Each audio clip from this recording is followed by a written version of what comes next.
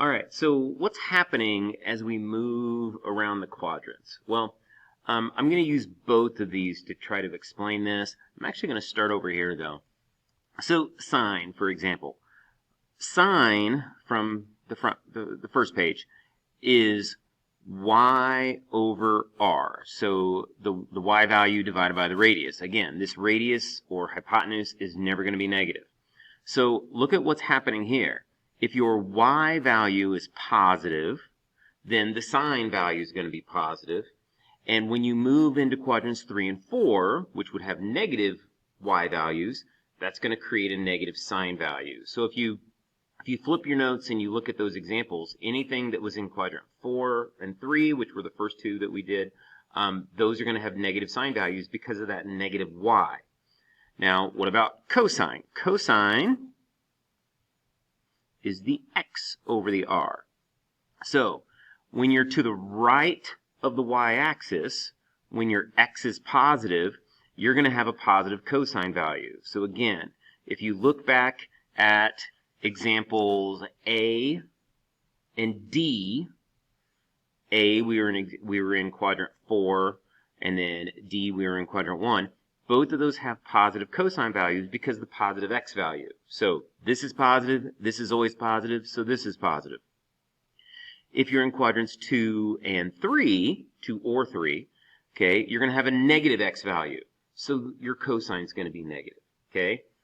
And then tangent is the y over the x. So this is a little trickier to think of, but it works like this. If y and x have the same sign, then your tangent value is going to be positive. So for quadrant 1, your x is positive, your y is positive. Everything's positive, so your tangent's positive. But in quadrant 3, your x is negative, but your y is also negative. So both of these are negative, which means the negative cancels out, and you're going to get a positive tangent value. So when you're in quadrant 3, you have a positive tangent. In quadrants 2 and 4, you have one of each. You'll have a negative x and a positive y, or you'll have a positive x and a negative y. And so your overall tangent value is going to be negative. Okay? One way to kind of keep this, to remember this, we have this phrase called, now we're going to start in quadrant 1, and I'm going to go in a circle.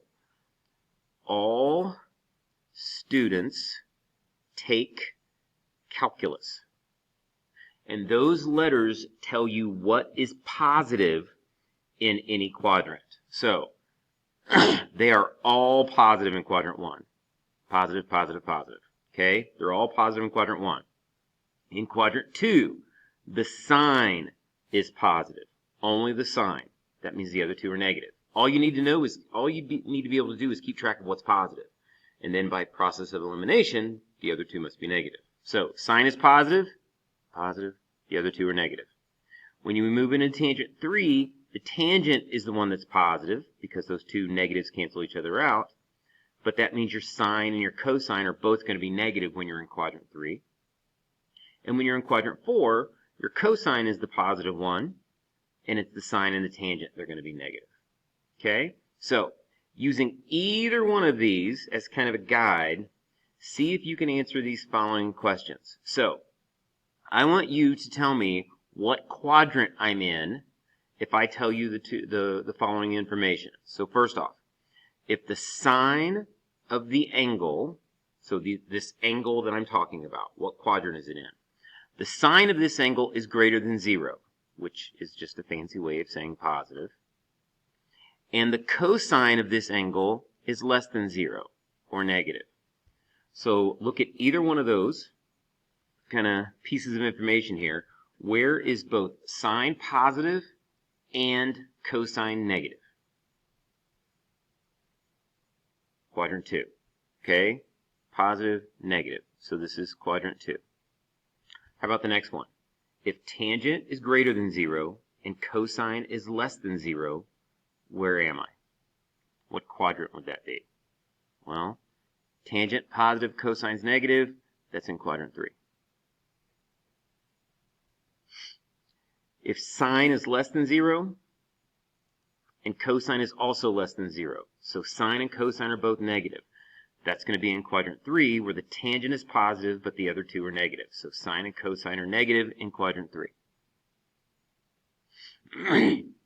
And then if sine is greater than 0 and cotangent is less than 0, well, cotangent follows the same rule of tangent. So really I'm just saying sine is positive and tangent is negative. Well, that's in quadrant 2. And if you can play that game and you can figure out what quadrant you are based on those two pieces of information, then you are going to be fine with this next little section. So look at what I'm doing next. Find the exact value of the 6 trig functions given one of the functions. So I'm going to tell you the sine of the angle or the cosine of the angle or whatnot. But I'm also going to tell you another piece of information so you know where the angle is. So sine of this angle is negative 2/3. So sine is negative.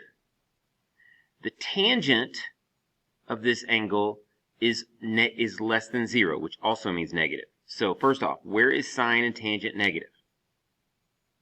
That's quadrant 4.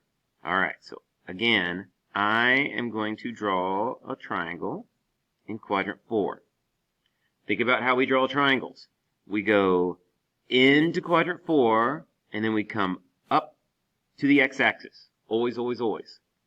There's my angle. Now, what does knowing the sine value tell me?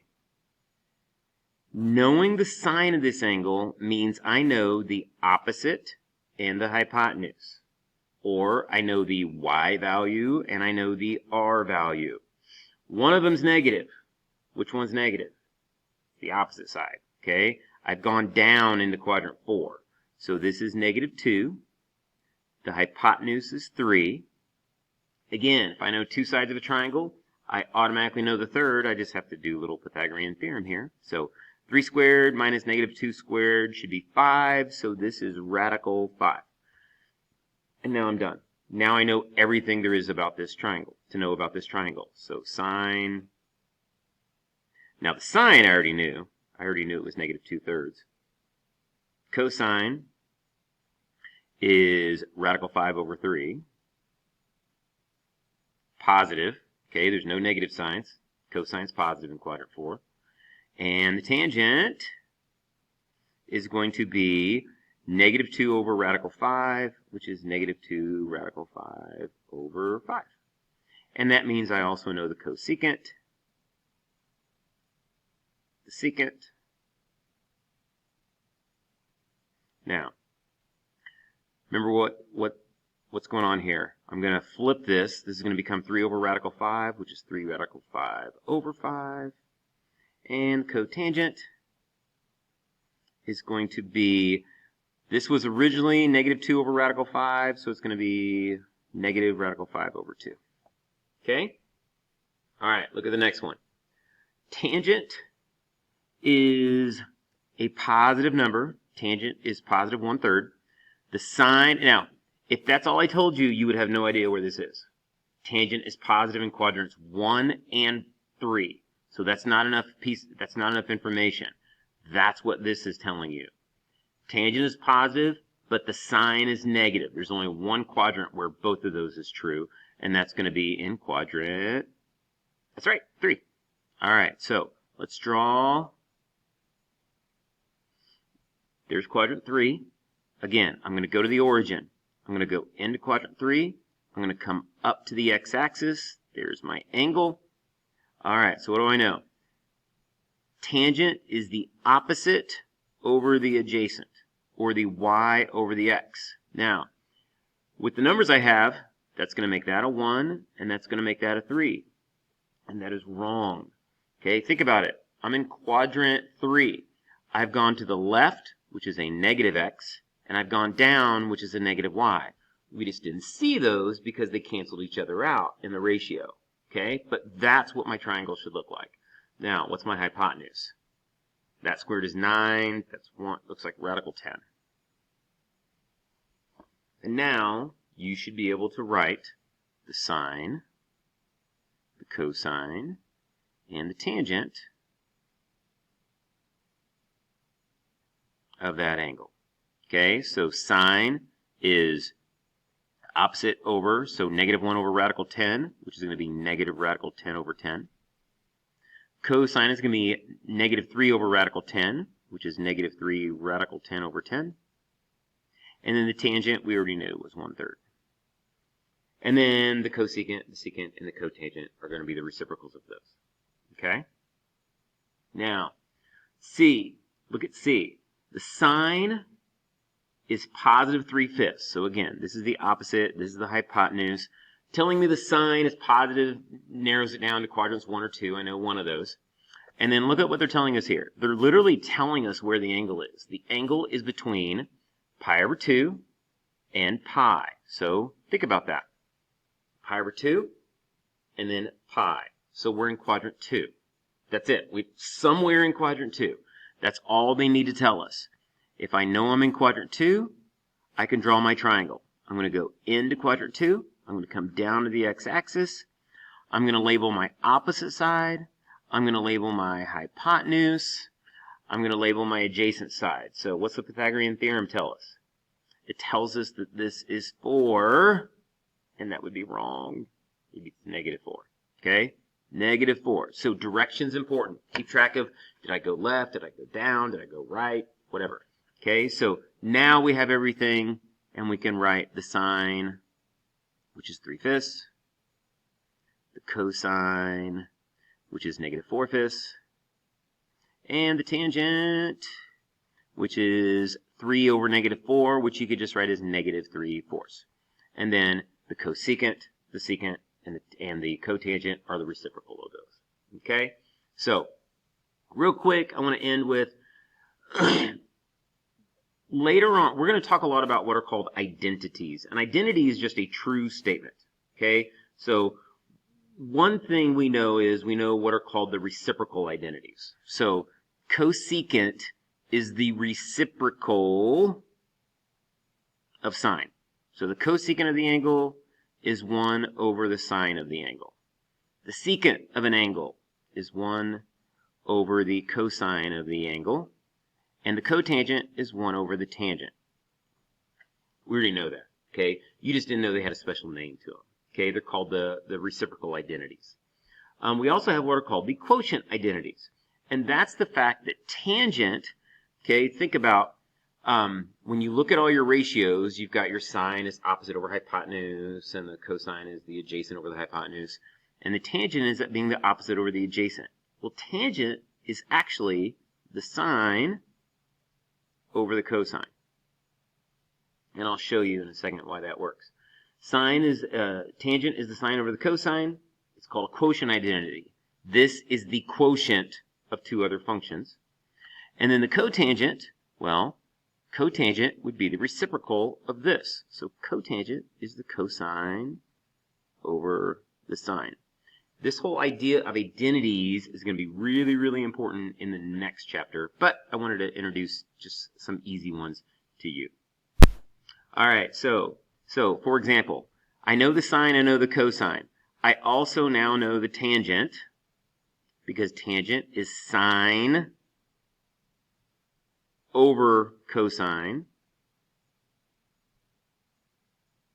Okay, but what's going to happen? These tens are going to cancel. You're taking a fraction, dividing it by another fraction. That's the same as multiplying by the reciprocal. So the tens are going to cancel, and you are going to get negative 7 over radical 51, which would be negative 7 radical 51 over 51.